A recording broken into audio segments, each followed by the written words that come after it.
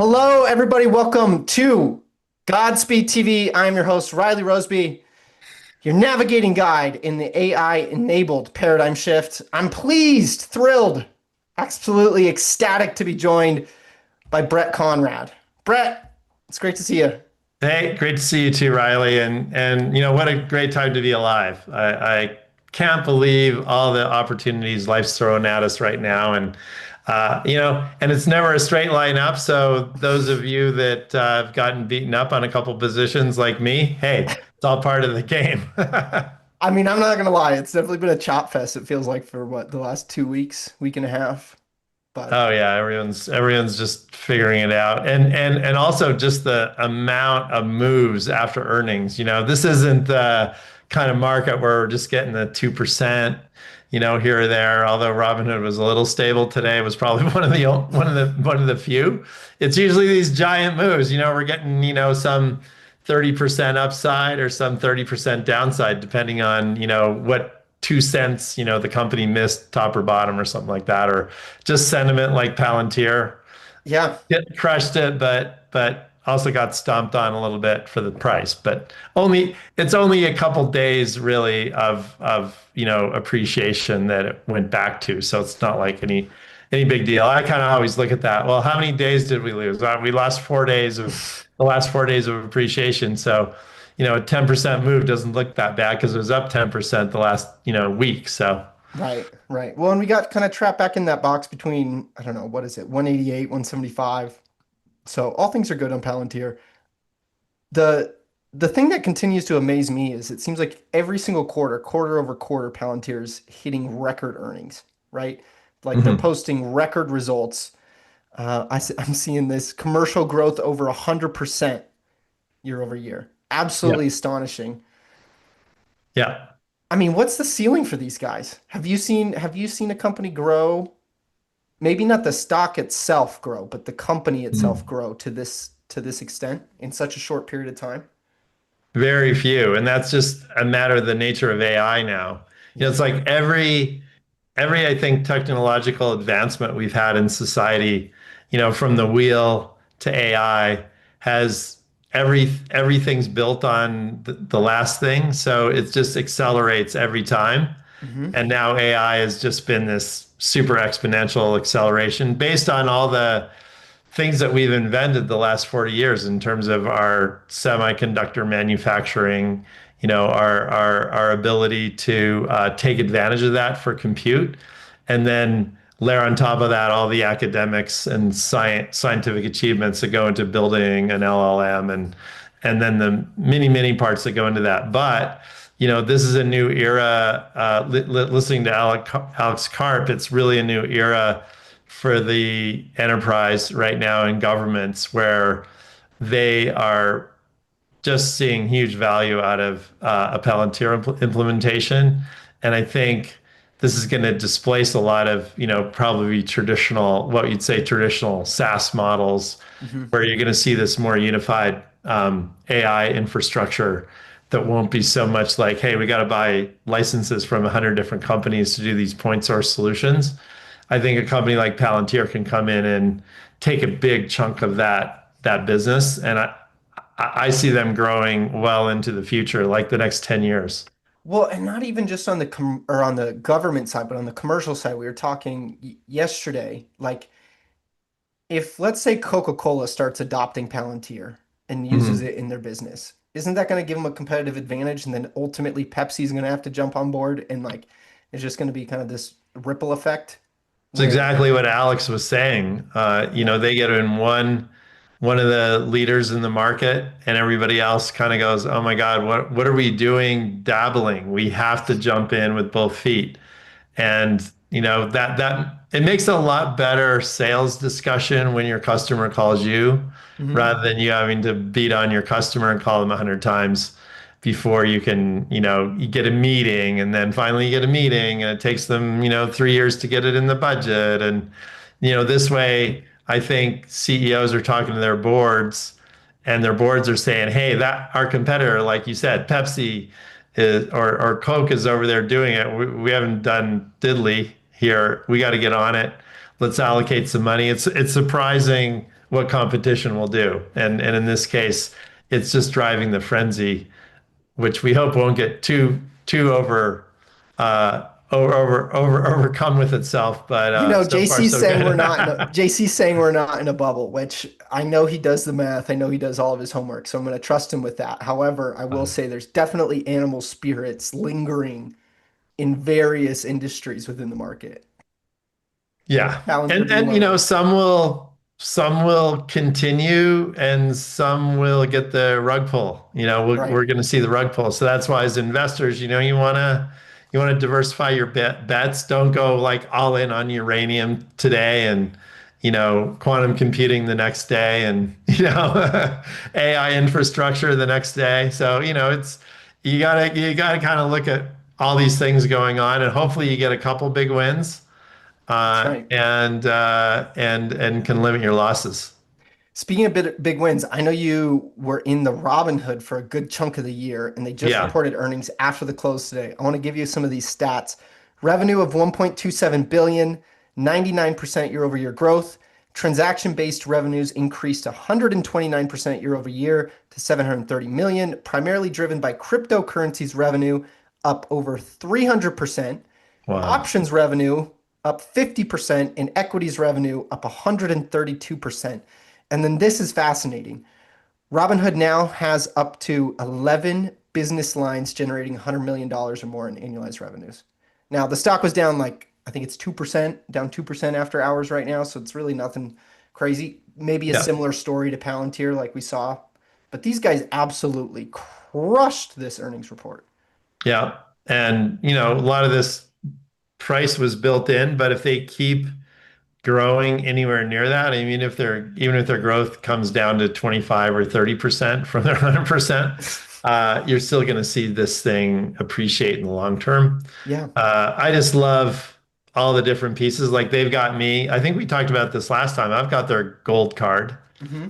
and it rocks because I can just all the points that I generate, I can move right over to the app, right over to the trading app, and it adds money in there. I don't know. They're probably losing money on their credit card business, but they've just got me, a loyal customer, right? I'm trading more on their trading side. Now I use it. That's kind of more fun money for me because I use an institutional app for most of my trading. Well, that's a Uh, good point though. What happens if they bring on advisor services? That's what I'm waiting for. Like, I would mm, love to have advisor services over on Robinhood. Like Schwab, these other players that are involved, right. a little Oh, archaic. Schwab's like in the dark ages. So, Yeah. and Yeah. even they're doing well right now. All the brokers seem to be doing well. We could bring up interactive brokers, but Robinhood, I think, is the next generation. That's who you want to be on. Hmm. That I just think if you're gonna not, you could buy the ETF, the broker index, and that's doing really well. But I think in terms of if you want a more concentrated bet, Robinhood's the way to go. Robinhood looks great, and I don't have a chart of it today, but SoFi looks fantastic too. But I want to move on to the space economy. I know we could talk all day about the brokers. Yeah, let's move on. Bro, we could just talk all day, but President Trump renominates former Shift 4 Payments CEO Jared Isaacman to be the head of NASA. Now, I know everybody seems to be cheering on this. I mean, they kind of seem to be getting upset when Trump revoked his nomination. Right. Why is Jared like the guy? If there's one guy in the United States, why is he the guy to do this? Oh, I mean, he is the guy because A, he's a tech entrepreneur, Hmm. right? He's founded Shift 4 Payments when he was maybe 16. He was in high school, like in his parents' basement.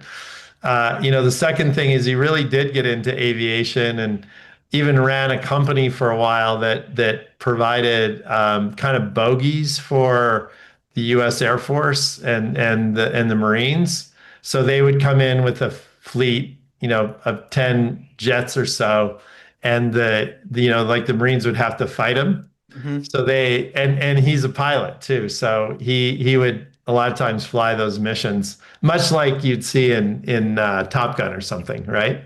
Where Wow. you got the training, you got all the guys, that are training for the Navy or whatever, and then you've got, these bogeys they have to go after. Hmm. So he is a great business guy, great pilot, super into what's happening in space exploration. I think he was the first one to go up on the on SpaceX's mission. First, I Civilian. guess you'd say, public person to go Yeah. up and do a SpaceX mission, and the first public person ever to do a spacewalk. So he is like He's into the it. He's a guy. fast learner. He wants to disrupt the entire space business, and that's what got him kicked out before. Because I think Trump was getting a lot of heat for putting him in the first go around, and inexplicably, Trump pulled his nomination the first time because he was ready to like get all the grift out of the whole NASA contracting system. And that wasn't going to work for some of these state senators. But I think for some reason, maybe Trump's just feeling like, just screw it. I'm going to get this guy in here because that's my platform, is eliminating grift. And maybe Isaacman, maybe he kind of came back a little bit and saying, well, we're not going to change things overnight with NASA, but I think it's a super Change good in thing trend, for America. right? Yeah. Just a What? just a change in trend in how NASA operates Yeah. more than anything. So let's move on to flying cars because I mean you're a pilot. I'm super big into aviation. I think there's a lot of really interesting innovation going on there. The Mhm. flying car composite is still above the IPO SPAC listings for the Joby and the Archer. We've been kind of getting sold off, but we're building a nice little bull flag. Beautiful, like IPO base, really here. I know Mhm. Joby reported earnings after the close. It's kind of a nothing burger. I mean, we're still in that final stage of FAA certification. So until those aircrafts get certified, I think like, nothing really matters except for how much money they have in the bank and how much money they're burning. Yeah. Um, but then yesterday we saw Beta Technologies, which is building the conventional vertical takeoff and landing electric aircraft, and they IPO'd.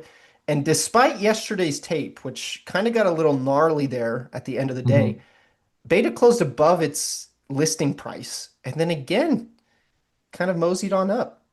Um, I mean, it's really early. It's really early, but I remember you bringing up Beta to my attention at the beginning of the year. I mean, are you going to get involved in this IPO base? What makes you interested in these guys? Is this just like another heuristic that there is a massive tidal wave of innovation coming within aviation? Yeah, I think they're one of the best run companies. I unfortunately did have an opportunity to invest in Beta earlier, which was through the Up Partners Fund. Hmm. Cyrus Seguri, who I met at a Peter Diamandis event, kind of pitched me on his fund, and this is one of their bigger investments. And everything I hear from the company, the CEO, I'm very positive on them. It's still speculative. They're looking at 2027 kind of certification. So it's a little bit like investing in a drug company. You just don't know, how the rope will go. As you're swinging the rope between now and certification, then certification, and of course ramp up, and then are they going to be like a Rivian and sell these things at a loss for years, or are they going to be able to ramp up and actually make money? Hmm. Those are all big questions, but everybody wants to order these. They're just in. It's just cool, right? So if you're Saudi Arabia, like, yeah, let's get 100. We can fly these between small cities as long as they're a couple hundred miles away, and potentially, I think the long run here with these kind of propulsion systems, they're just so much simpler than the old combustion, even turbine engines, which are, very reliable, but these electric motors are even better. So um, over time, this is going to be over the next 10 years, these are going to be the go-to for short haul, Yeah. moving, So I four to have six passengers. I have maybe a little bit more of a personal question for you, Brett. Mhm. At what point would you be interested in adopting and leaning into electric aircraft? Do you mean buying one and operating Yeah, one myself? buying one and operating one yourself. Like, Oh, geez. what, would you want 5 years to pass after these things get certification, kind of see how the road goes before taking that leap? Are you going to be one of the first early adopters? Where do you stand? I'd be comfortable doing it early. I'm pretty confident in the FAA process. Yeah. Obviously it doesn't work all the time. The 737 Max had a few problems. But that was a little bit of grift inside too. I think the FAA let Boeing kind of go a little hog wild there for a little while. But Yeah. But it's, but I mean, it's I still think I essentially the think these are safety. going to take off quickly, and I think they're going to be really reliable. There'll be some kinks, Hmm. but I'm willing to deal with that. And if they had a parachute like on my Cirrus, I would be even more happy. Well, so Uh, that brings us to kind of our next topic because there's actually a plane crash here in Sedona earlier this week on Monday. yeah, Both passengers walked away unharmed, which I find absolutely incredible, like completely amazing. I can't ever remember, I mean, hearing about a plane crash where like both people just, especially small planes out in the middle of nowhere where the passengers survived. I mean, that right. usually is like a miracle thing, but it seems like the safety systems, the parachute worked as it was intended. They walked away unscathed, and Yeah, I mean, it's a negative they followed headline. the procedure. Yeah. And I think we were talking about this, but someone had noticed that it looks like there's maybe no propellers on that Ooh, on their those. aircraft. So I think their propellers could have flown apart. Now this is a little bit older one, I believe, at Yeah. least 10 years old, maybe older. Yeah. And so, those propellers start to get some stress fractures, and that one could have just flown apart. No power, right? They would have Mhm. pulled power back, stabilized the aircraft, and then pulled the parachute and came down. And the Cirrus has these honeycomb seats that kind of mitigate the impact, Yeah. and also the landing gear split apart too. So you get a nice, pretty cushioned fall. And thank God they didn't land in some trees or anything. But that looks easy. They almost randomly had a great spot to land because you don't quite know where you're going to finish up when you pull Right. that parachute. So, have you noticed any of these legacy aircraft manufacturers leaning into any of these electric, maybe hybrid type models, like his Cirrus or any of the other? Um, Gosh, I'm We trying to don't know. think of the I've asked names. Cirrus actually, and they're not disclosing what they're working on. Oh, I love So that. yeah, so I'm sure they have to be. I mean, it They would be have to silly be. not to. Yeah. When Um, they've been at like Oshkosh for all the time that these eVTOLs have been coming around. So they're seeing kind of right. this grassroots movement of innovation within their industry that it seems silly for them to just be asleep at the wheel. Yeah. And they don't even have a FADEC operated engine yet. I mean, these are engine technologies that go back to the 50s with a few improvements, Hmm. like the Continental IO 550, like I've got in mine. Hasn't really changed much for decades. I still manually adjust my fuel, my fuel rich or lean, my fuel mixture. So although on the new ones, that's starting to get more automated. But they're just kind of putting a little bit of dressing on the old tech. So that's why I think there could easily be someone that came along. Now it would take years, of course, because Right. all the aircraft that are currently going through certification won't replace especially the SR-22T or the Vision Jet. Hmm. But if you've got money and 10 or 15 years, you can definitely come up with something that will replace this. And this is the number one selling combustion engine, reciprocating combustion engine plane on the market right now. Wow. The Cirrus, So the it's the fascinating. SR series. Yeah. All right. So I want to move on to Tesla. Okay. And I don't know, did you see Elon's interview with either the All In guys or Joe Rogan over the weekend where he started talking about flying cars? I just saw the clips. I didn't see the whole interview with Joe Rogan. I mean, I But think that's just Elon being Elon with a little bit of he was hyperbole saying there, he's going to but have a demo this potentially this year, year, which will knock on probably wood. mean end of first quarter. Yeah. I don't know. I kind of thought he was going to stay out of the business because of the certification and it's not a big market. But maybe he's got this grand vision because he's usually, 10 years ahead of everybody.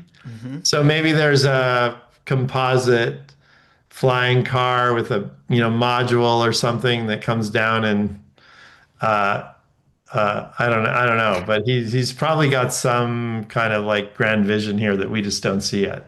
I hope he does just to like entertain me and just to keep me excited. Like Right.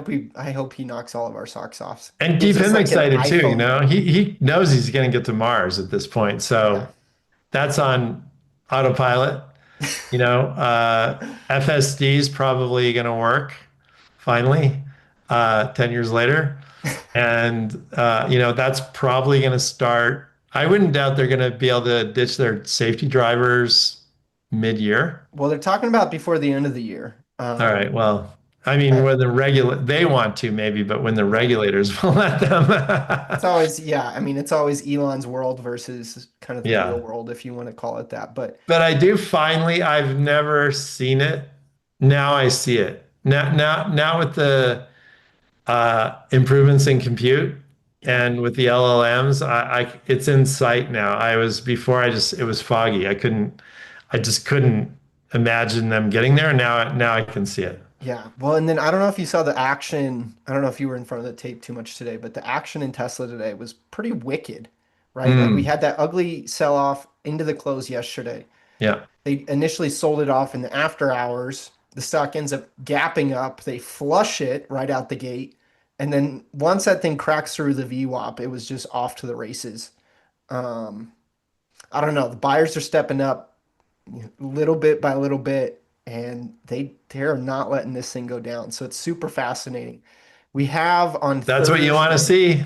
It's exactly what you want to see. You want to see the buyers picking something up. Like if you just can never get a bid under these, Yeah, forget it. Yeah. yeah. But he's getting a bid. Well, he's getting a bid, and then we're going to also see if his multi-trillion dollar Wow. compensation package will get approved. I looked Hmm. on Polymarket here, 97% chance on Polymarket with 118,000 in volume. So it doesn't seem like a ton, um, kind of in this prediction market basket. Yeah. Also, you got to think like the type of people who are probably betting on this thing are probably like Tesla and Elon fanboys. Like, Hmm. I don't think my uncle is on Polymarket. I don't think Trula's on Polymarket looking at this kind of stuff. Like, No, I don't they think don't she care. knows what polymarket is actually. Yeah, but so we'll get that out tomorrow. I don't know if it's going to come after the close or I know the board meeting's scheduled for like 2 p.m. Eastern.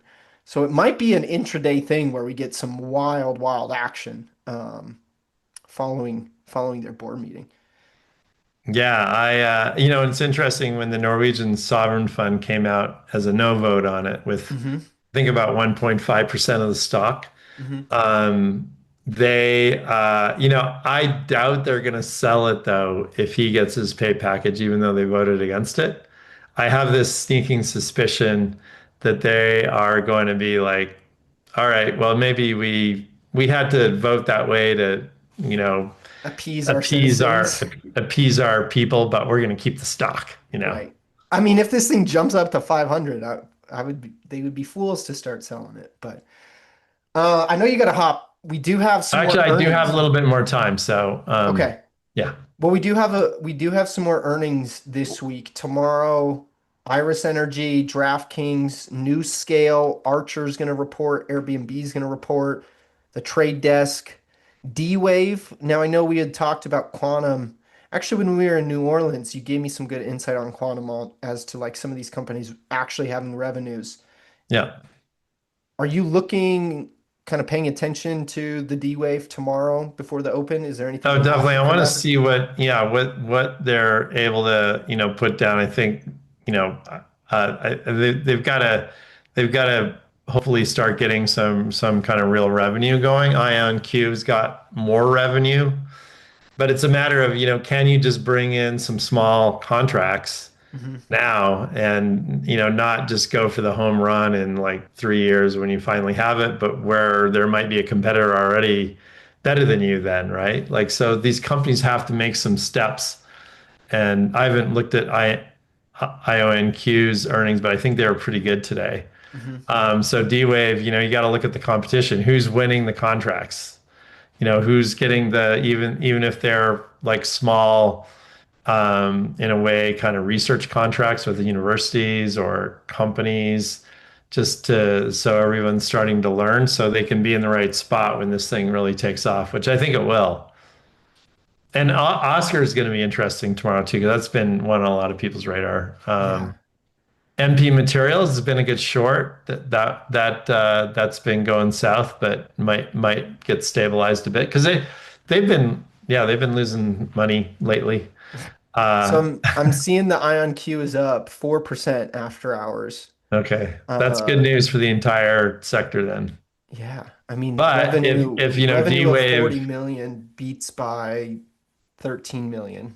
oh, they blew it up. People are definitely quantum computing is getting on people's radar now, and they're like, we gotta make some investment to learn about it and get it in and start working on it. So we'll order a machine, Is it and if still kind of more like a single use case though? yeah, Like it's very high performance within a very specific area of what you're trying to do. Like it's not a general computer at this point, right? right. Like we're still a little ways away from that. Yeah, yeah. It's yeah. What's the other one on here that looks interesting? Well, DraftKings. They are, from what I've been hearing, these prediction markets and sports betting are kind of coming all in one. What if Poly Market just ends up taking everyone's business, doing if DraftKings just becomes more irrelevant once Poly Market gets on the scene? Well, And did you see Robinhood has sports betting? yeah, yeah, I know they're also they're gonna try and be everything to everybody, but so far they're doing a pretty good job at that. At Yeah. what markets they have gotten in. Yeah. All right, Brett. Well, I'm gonna let you hop. Thank you Okay. so much for coming on here. It's always a pleasure to have you join us. And folks out in the audience, if you give us a like, maybe throw a comment in the replies. Yeah, we'd love to hear some feedback. We'd love to hear some feedback. Send us some questions. If you send us some personal questions, we'll answer them on air. I don't mind getting a little personal if you guys have other Sure. questions for us. But I'll definitely be back next week. I don't know what Brett's got going on. If he wants to jump back on, he's more than welcome. But You guys tell me if you want me back or not, and if you do, I'll come back. there we go. You got to give the people what they want. But thank you so much, Brett. To everyone out there, thank you. Be Thanks, safe, everybody. trade Appreciate it. well, manage Bye. risk.